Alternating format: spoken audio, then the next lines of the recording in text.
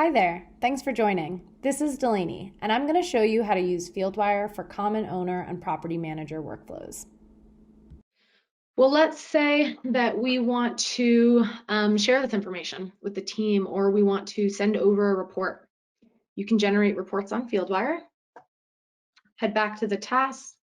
I have my full list of tasks here, and you can actually see that maintenance check that Stevie just did is available here with those photos we just took together. So you will get those updates in real time. But if I want to export this information out, I can go ahead and generate a report.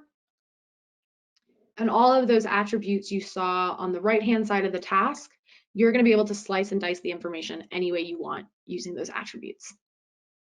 On the left-hand side, you're going to be able to pick which parts of those tasks you want to include. Maybe this is a report that you're sending out to a tenant and you don't want them to have all of the messaging and the back and forth. You can go ahead and remove that from the report and make sure that they're getting the information that you want. Similarly to the forms functionality, you are able to send out reports to anyone.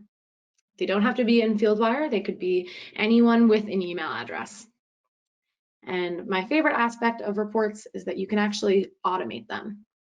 So if I want to schedule a report to go out every Monday morning, just to my internal team so that they know which rounds have been completed, which equipment still needs to be checked, I can go ahead and schedule that report, and they're going to get that every Monday morning.